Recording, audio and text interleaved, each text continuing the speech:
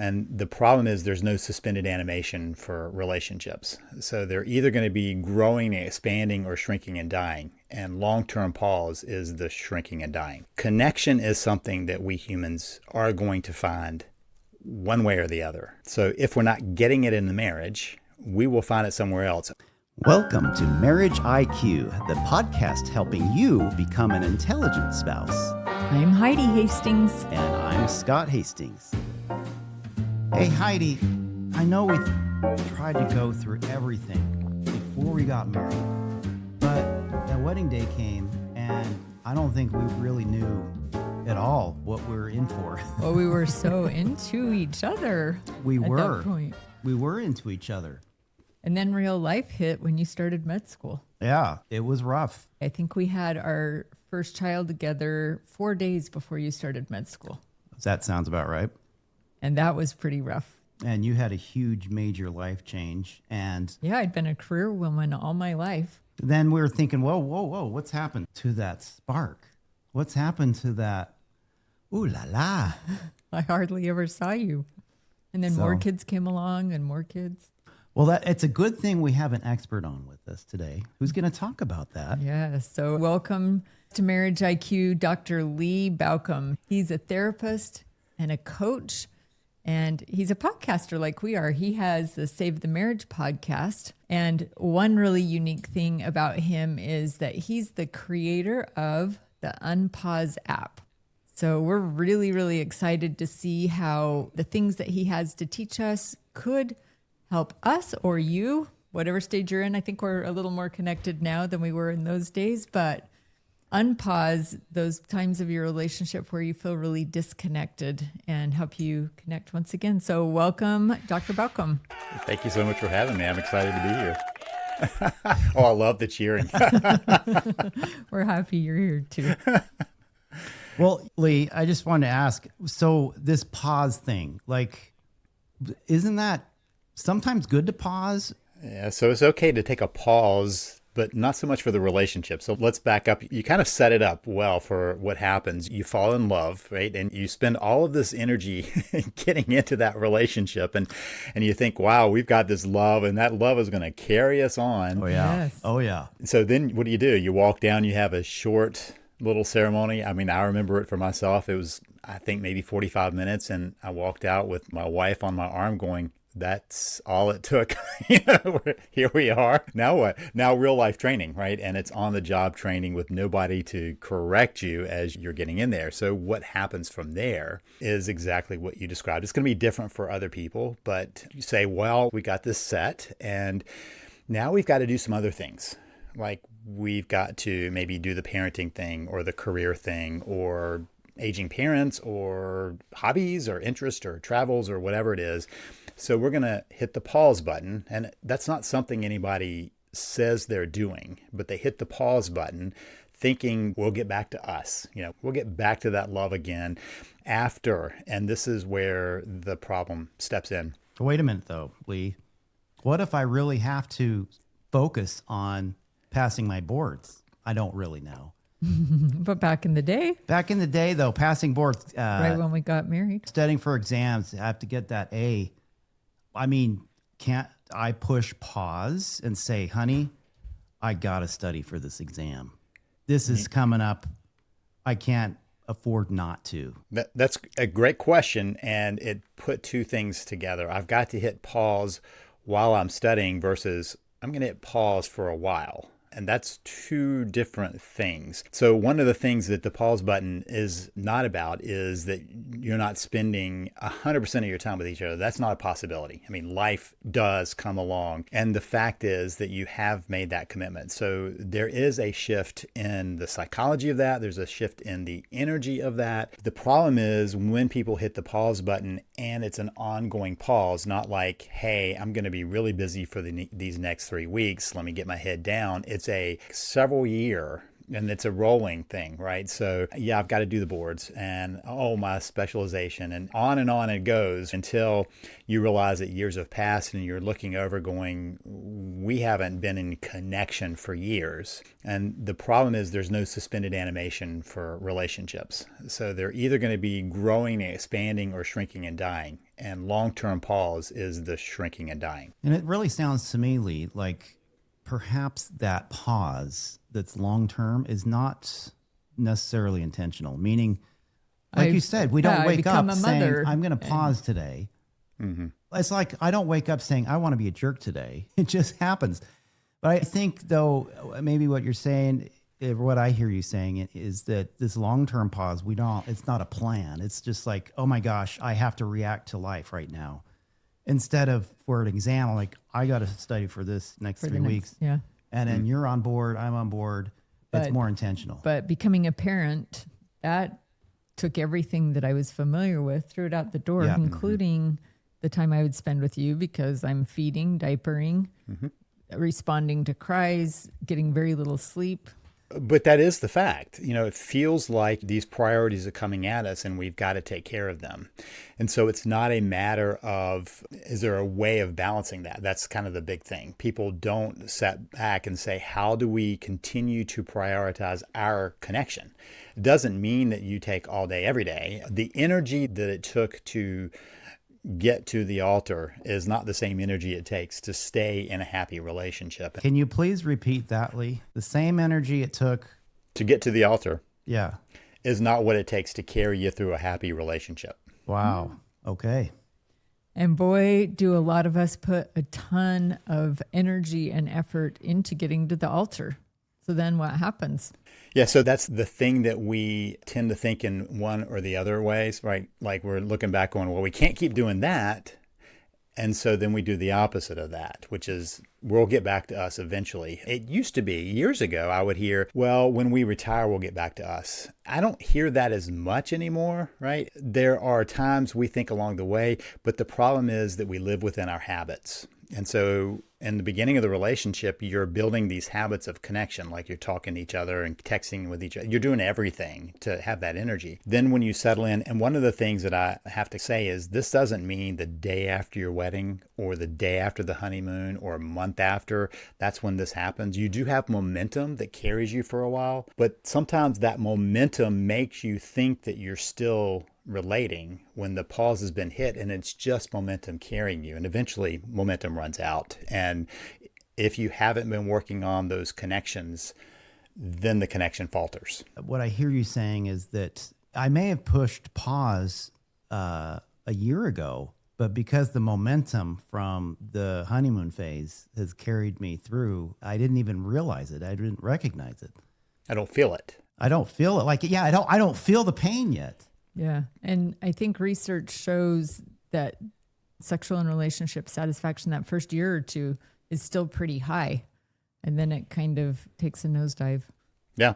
And part of that is that disconnection starts setting in. And so where it was before, you're having these moments of connection, they start to lessen. And so the real connection is not happening. You may still be in the same place at the same time, maybe even in the same spot physically at the same time, right? That might still continue for a while. But as it starts to drift and you have less of those moments of catching up with each other, of knowing where each other is, then suddenly you start feeling more and more distant from each other. And here's the thing that I think kind of really ties it in is that each person is usually aware of the pain they're feeling, not of the disconnection they're creating. So they're aware of what they're not getting. So right. Yeah. What I'm not getting, getting your attention, or I'm not getting intimacy, or I'm not, sex isn't what it should be, or we've talked about this quite a bit. Things. It's a human nature. I think it's just part of mortality, our humanness, right? We are missing something.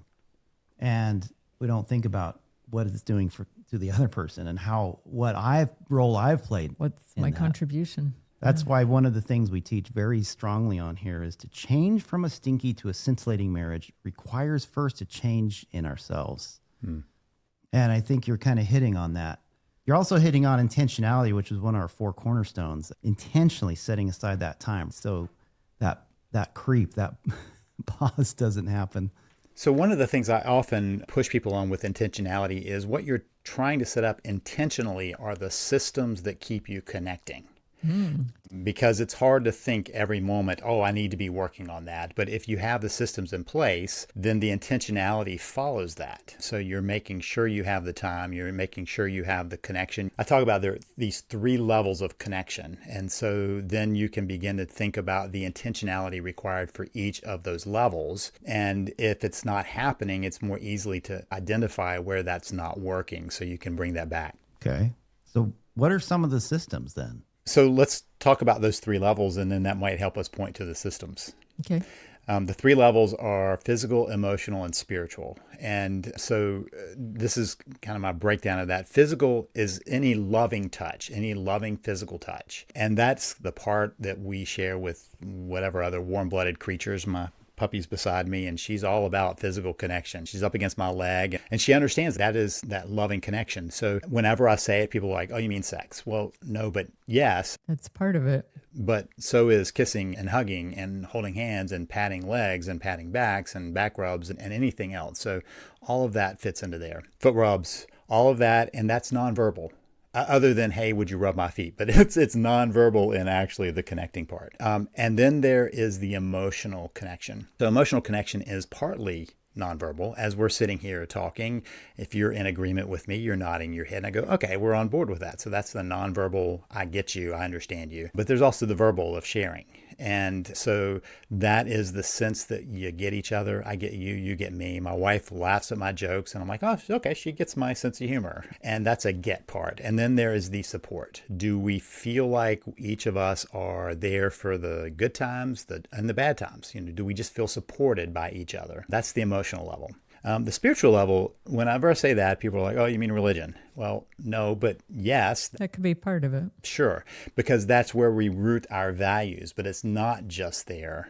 The spiritual connection, completely verbal, is where you're talking about what are your goals, what are your dreams, what are your fears, what do you want to move towards, what are your deepest values.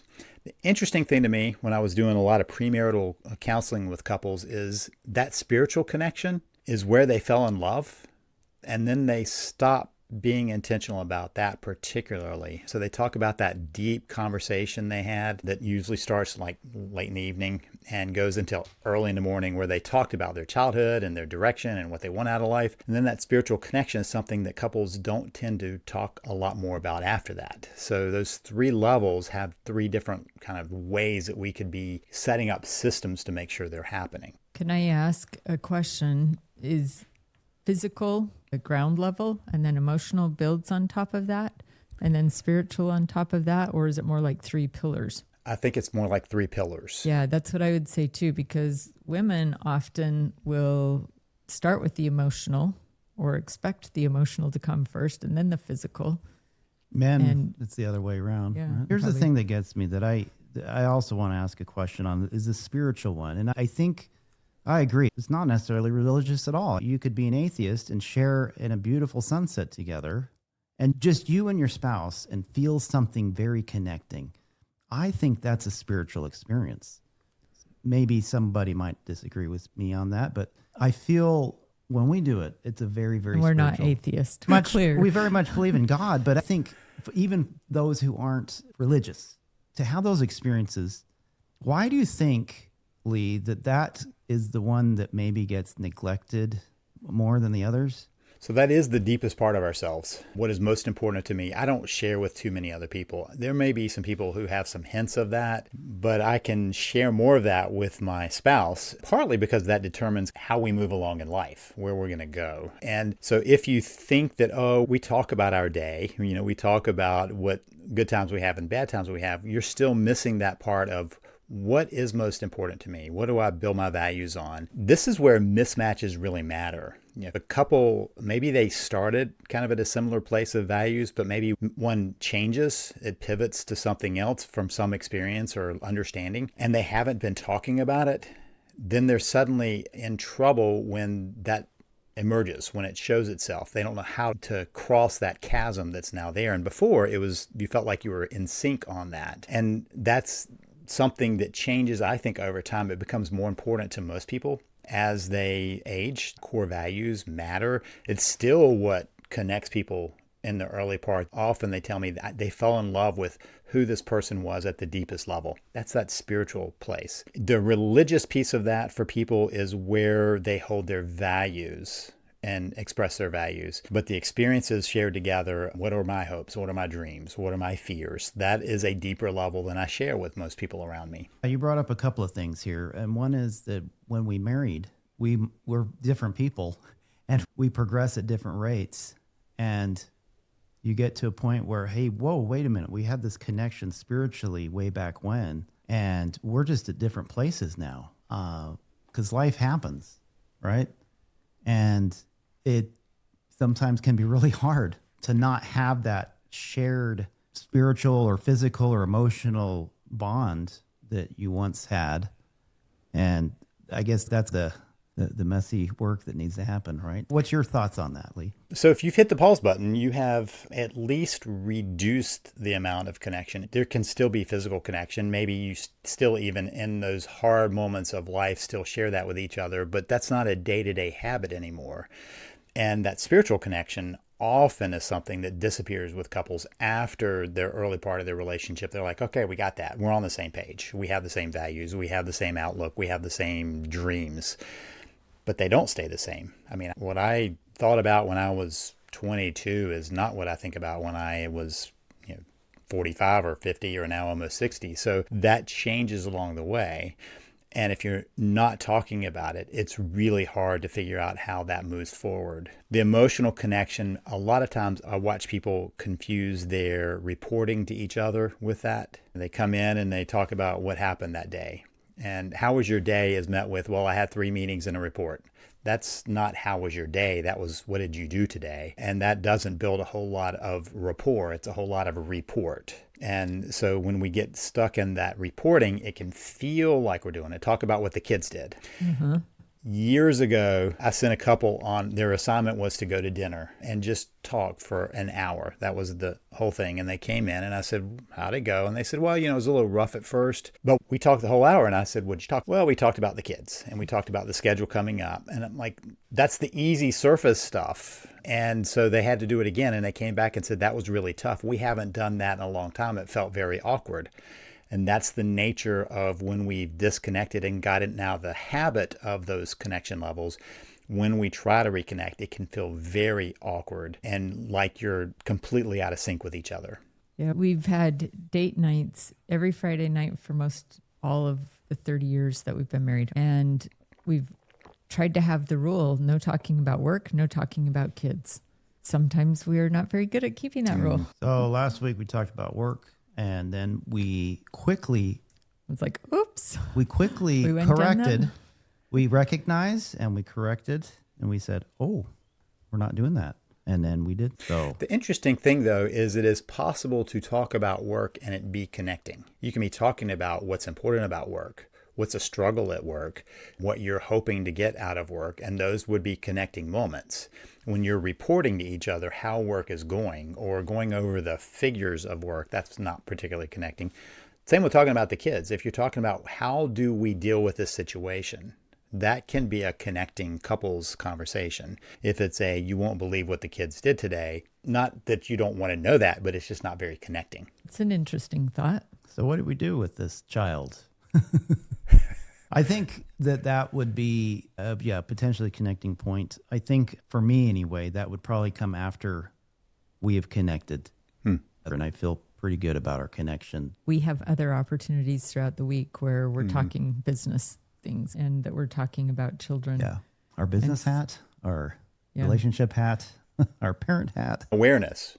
You're talking about the role you have, and to be able to change the hat is important if people have things together, like kids together. And can you put on this is just I need to tell you this parenting thing. That's a different hat. But let's go back. One of the things you pointed to is that date night. Mm-hmm. That is often where I hear people go, okay, well, if we're not connecting, we need to do date night. And my observation is that many times the disconnection is so severe that they can't handle date night. Really? And so that ends up being even more uncomfortable. There are certain levels of connection that have to be there in order for date night to not default to, oh gosh, what are we going to do?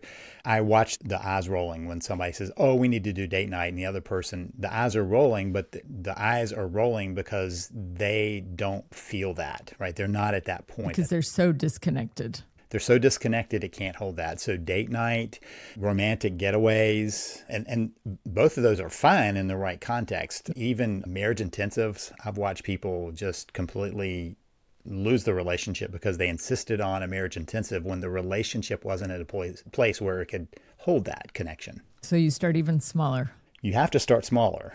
And fortunately, there usually is some level of muscle memory once you get past the awkwardness. Okay. My reminder for people is whenever you do something. So if you used to ride a bicycle, you have some muscle memory there. But if you wait 10, 15 years to ride that bike, it's going to feel really awkward when you first start. It's going to take a while for that to come back in. It just comes back faster than if you were trying the first time to do that. Right. So hold off on date nights if that pause button has been pushed for a really long time. Yeah. Is that what you're saying? You want to go one higher than the level of connection you have there. That's always been the trick for people to say, okay, so what exactly do I do? And my response is a little bit more than you're doing right now, a little bit more in those three areas. But you can't do a lot more because it can't sustain it. That's when you get the pushback, the stonewalling, and kind of the panic. So touch might feel safe, but even that might not feel safe, right? And some people will tell me, we haven't hugged or kissed in forever. And I'm like, well, then start with when you're passing by, patting them on the back or patting them on the hand while you're watching TV. Right. And those small things can build up. The thing that kind of powers all of this is the human need for connection. And so if you start to get a little connection, that starts to feed that and you can grow it, but you can't go from 0 to 60. That is just a tough jump. You have to be slowly accelerating it to get there, especially if only one person is really on board with that. If both people are going, yep, let's rebuild this, that goes a little faster because both are aware of that. But if one person is a little more hesitant, the danger is, so there's this whole distancer and pursuer dynamic that we've talked about a lot in psychology, and I call that the chaser and the spacer. And the temptation is to chase faster if you're trying to get that person in, and you need to pace. So instead of being the chaser, you want to be the pacer. Generally, the spacer is not the person that's talking to me because they're trying to, yeah. Okay, so chaser, the spacer, and what was the third one? You want to be the pacer. Pacer. Okay, so you don't want to be the chaser. You don't want to be the spacer because you don't want too much space, but you want to just pace yourself. So just my observation is that when people are talking to me or in my program, they're likely to be the chaser, not the spacer. Spacers are the ones who are trying to avoid more work on the relationship, and they need to work on their pacing skills. If you've got two who are really committed to working together, it's not so much a dynamic. It's still there just because we have these fears within us. We don't want to lose ourselves. That's the fear of intimacy. Or lose what is most valuable to us. That's the fear of abandonment. And those two trigger each other. If somebody's going, man, this is too much for me, I'm going to back off. That's going to trigger I'm about to lose something. I got to move forward. And so that dynamic is in play, even if both of them decide they want to work on things. They still have to find the right intensity that they can both roll with. So how do you teach people to be pacers then? So invitational is the first piece. If I were to say to somebody, hey, I'm going to go get a sandwich. Would you like to go with me? There's a new restaurant up the road. That's far different than saying Friday night. That's date night. You're going to dress up. I'm going to dress up. We're going on date night. That's a whole different level. An invitation is there. So if a friend calls me up and says, hey, do you want to go grab a sandwich? Even if I can't, it leaves me with a warm feeling of, oh, that was nice for them to think of me. So there's even a connection that's built into it. That's an invitational way of doing it. And that's true with all of those conversations, to be able to be more on any level of connection, invitational to that rather than trying to force it. You need to hold my hand. That's not invitational. Can I hold your hand? Can I give you a hug? That's more invitational. Okay. So even consent, if there's been quite a period of time with no physical touch. And that's an interesting piece because it also means the person can say, no, thank you. And the person who has extended the invitation can't go, well, then I give up. Many times I've watched people try to set up that invitation. Hey, I'm going to go grab a cup of coffee. Would you like to go with me? No, I'm good. Okay, I'm not going to go either. Well, you just let on that was not actually an invitation. That was pressure that you were posing as an invitation. So truly to be an invitation. Have a passive aggressive approach, right? Yes, it's self-sabotage at least. So I want to go back a little bit because when you say pause, you have to recognize that there's a pause going on, right? You have to acknowledge that it's happening. And if you don't, then you don't know what you don't know and you just keep going down this road. What happens when one spouse recognizes the pause, the other one doesn't? I guess that can be really problematic, I would imagine. A lot of times one person is completely comfortable with where things are because it now feels safe. They built in that habit of safe. So they might not acknowledge that the pause needs to be changed. They're just comfortable with where things are. There are a couple of ways, though, that plays out. I've often said to people, I would rather your spouse feel some hopelessness about your situation than to feel hopeful about something else, an alternative. They've started to look at overly invested. My hope is in my job. My hope is in just going and seeing the world. My hope is in that other person. That's a more common one. Meaning infidelity or something? Yeah. Connection is something that we humans are going to find one way or the other. So if we're not getting it in the marriage, we will find it somewhere else. Overly invested in our kids, overly invested at work, in the job, in coworkers, in hobbies, in friends, or another person. We're going to find that connection. And most of the time people tell them the story that they're not the cause of this. I'm doing this because you're not giving me the attention I want, not I'm doing this, but we have disconnected. Could those other things filling that longing for connection include addictions? I'm just thinking off the top of my head, gaming, social media, pornography, spending money, eating, any of those kinds of addictions. So where they do cross over is connection does give us that same dopamine hit that we're needing, right? And a lot of others, oxytocin and lots of other chemical stuff that I'm not the doctor, so I'm not going to speak too deeply into that, but there is that need, right? And if we can't find it there where it's appropriate, we're going to find it somewhere that it brings it. So yeah, or we do something that's numbing the pain, which could be a drug or substance that would just numb us out. And I guess we can substitute the word compulsive for addiction because I know in the diagnostic manuals that not all of those are considered addictions. I think we can certainly point at them as addictive behaviors, whether we want to call it that or not. Compulsive for sure, yeah. Yeah, I've heard somewhere, I don't know who said it, the opposite of addiction is connection. John Bradshaw. Okay. There you go. Yeah, we're trying to fill that hole. So if we can't get it the right way, we get it a cheap way. And that's often in that addictive behavior. And we also know that when people have struggles from childhood or with attachment, that they often end up with a higher risk of addiction because of that. Well, that's interesting.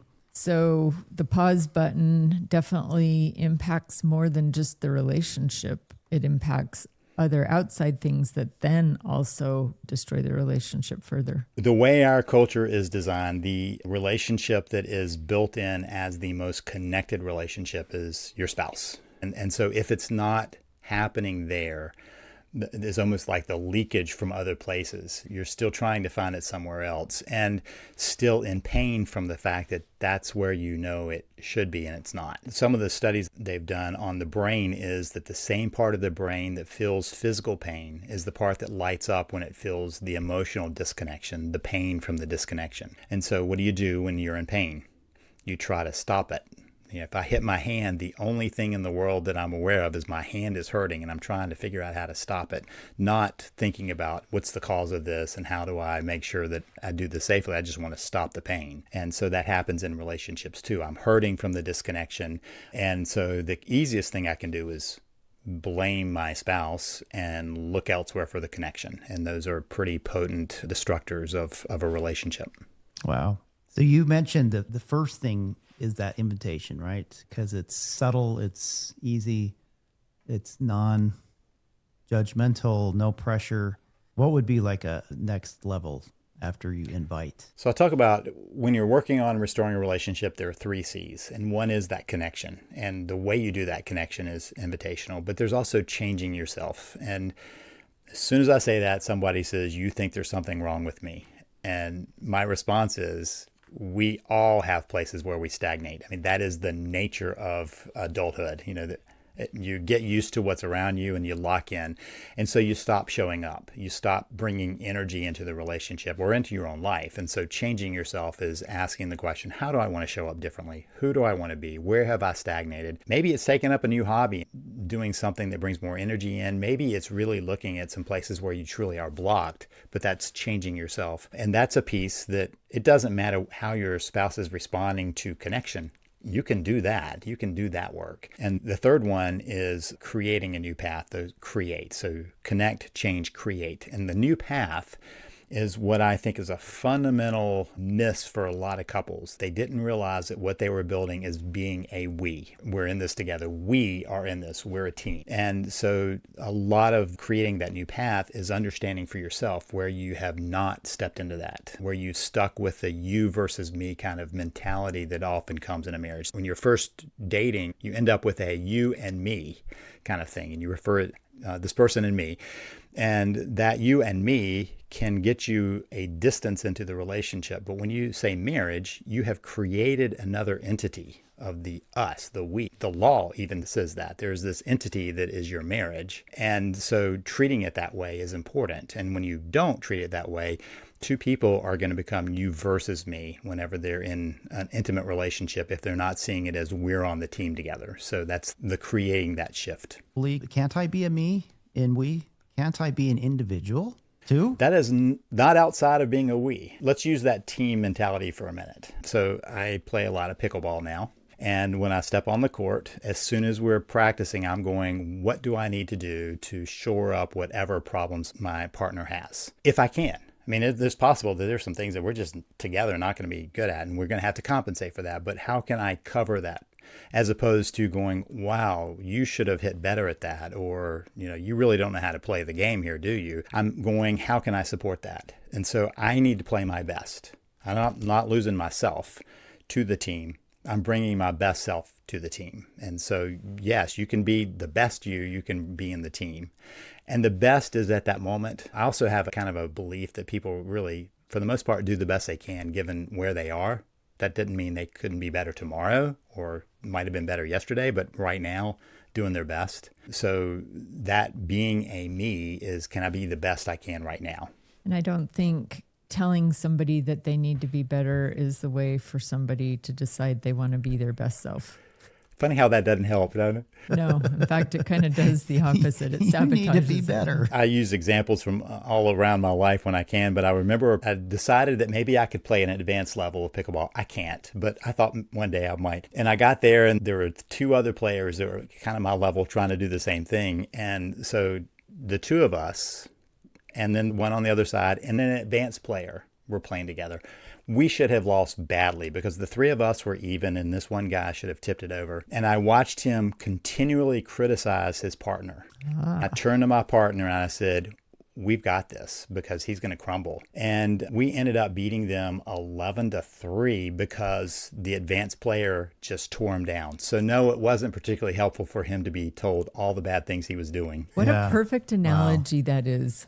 And I hope that that's one that really resonates with our listeners, because when you do that and the other person crumbles, the whole team suffers. I'm thinking like two spheres, they come together. You got a, part of the sphere in one part of the sphere and the other part. That one's me, that one's we. And I'm not so enmeshed with you. Like a Venn diagram? Venn diagram. Yeah. In fact, that's what I use in my system to talk about this. There's a Venn diagram that there are pieces of me, for instance, I like to scuba dive. My wife doesn't even like the water. That's never going to cross over. I'm never going to say, we need to go scuba diving, but she will support me in that. And she's got some things that are of interest. So there are outside pieces for all of us that are outside of that we. But even in that, how do we win together? How do we decide to take on the world? And winning, it's always interesting to, what are you winning? Well, we're doing the best we can to get through life. Winning life. That's the win. Mm-hmm. Winning at having a thriving relationship. Well, our values, our visions, our goals that we set.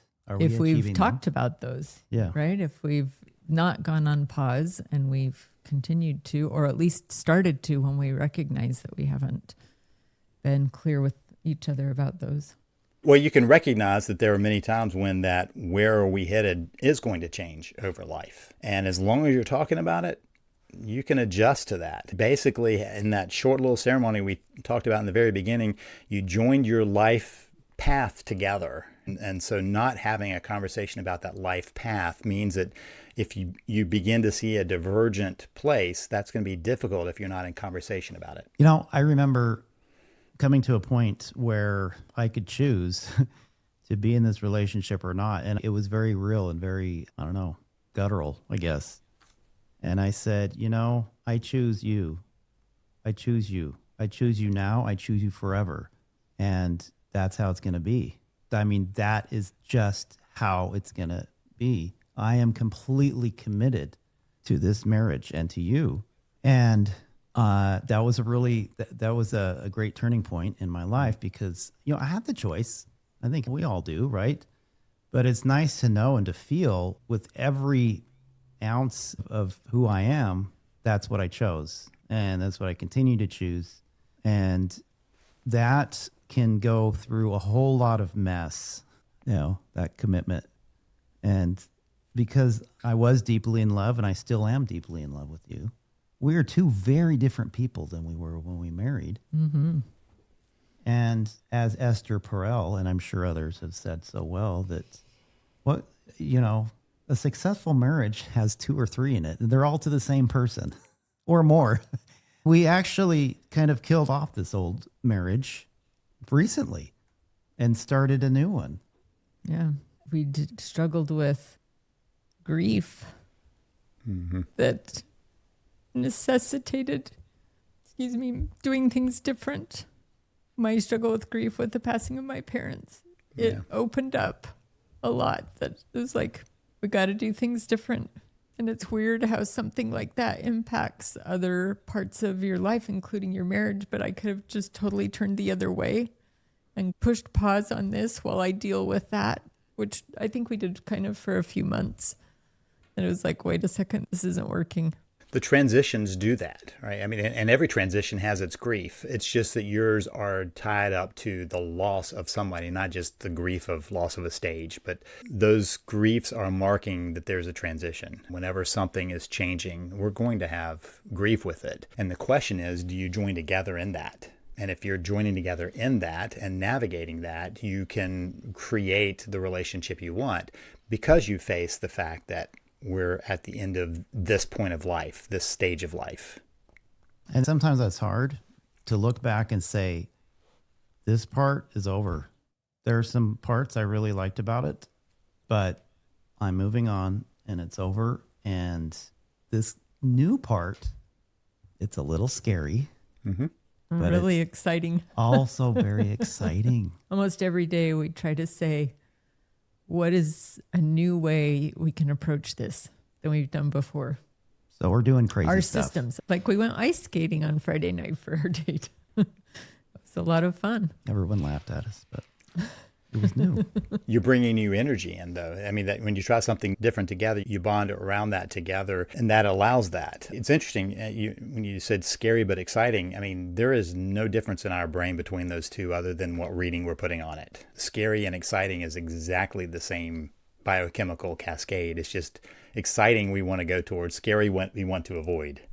And so how can we use that to make a choice? I want to bring in one more piece, though, that you pointed to, and that is commitment. Yeah. I many times have led retreats and have asked, what is your North Star of your relationship? And people will say, love, happiness, all these other things. Nope, it's commitment, because commitment will allow you to navigate through those tough times. North Star, I love the thought of that, because if you're in the midst of a storm, you may not know exactly where you are right then. But when the clouds clear, you can go, oh, there's the North Star. Now we know where we are. Now we know how to navigate again.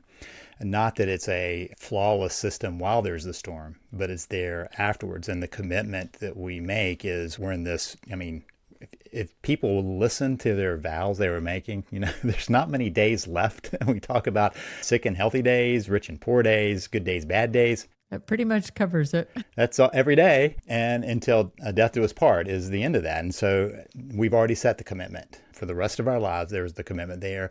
And then we forget to navigate with that. That commitment means, how are we going to think about that? So it's been a number of years now. My wife and I were having a discussion. We are not loud people, so that was our argument. And she went to another part of the house while I was thinking through, and I was like, oh, I've got my debate points.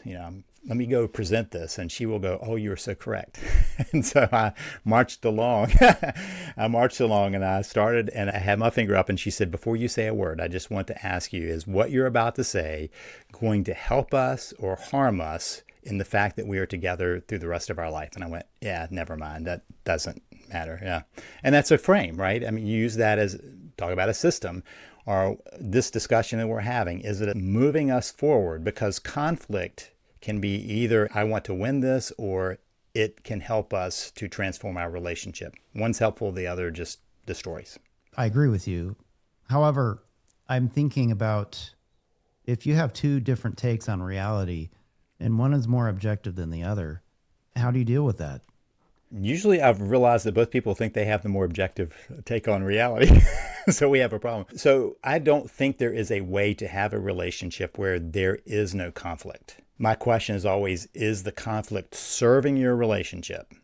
Or is it acting as a who's winning and who's losing? Are we keeping score?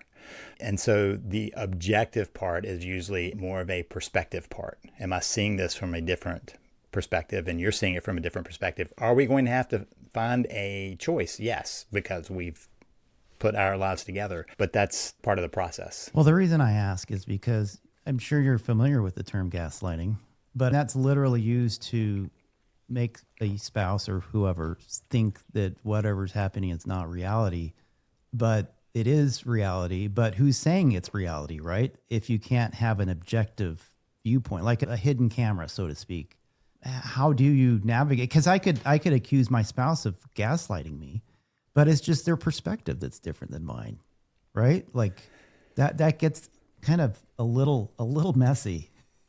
What did you have anything on that? So one of the things that I often push people to remember is gaslighting has a true clinical kind of terminology to it. We've gotten to the point in our culture where we feel if somebody is telling us something than what we experience, that's gaslighting. Sometimes it can be a different perspective, as opposed to somebody who's actually going about manufacturing the evidence to perpetuate a lie to their spouse. That is a different level. And when you're at that point, if you've got someone gaslighting you, we are now talking about a toxic personality situation, not just we see things differently. So you're saying gaslighting, the term, is being thrown around way too much. Way too much. Okay. It's a deeper, darker definition. When it's truly happening, it's far darker than what we have grown accustomed to just saying, oh, that's gaslighting. And let me just say, I'm not saying that lying is okay. The fact is that humans tend to be liars a lot of the time. And so just using that, some people say, instead of they lied to me, they gaslighted me. That's not clinically correct. They were dishonest with you. They lied to you. That is correct. And that is something that you deal with differently than if someone truly is gaslighting you. And I've had probably a handful of times when I had to finally say, this is gaslighting and this is toxic. But they are the exceptions, not the places where you have a different perspective or somebody is holding on to a dishonesty. I want to go back to your systems that you've been talking about as the best way to unpause those pauses. Connect, change, create. Now, how that fits in for each person is to step back and say, what systems do we have in place? So that's one of the things we were trying to do with the Unpause app, to have people redesign their systems. And part of the way we do that is the app itself redesigns things. So they're thinking about this on a very intentional way. And it works on those 3 C's mostly, or is there more to it? So those are kind of the categories they are moving towards, but I have a process. It's a twice a day process. In the morning, you're being intentional about how do I want to set up my day? What's important to me? How do I move forward? And then to look at that at the end of the day to help you continually look at what are my systems in place to do these things.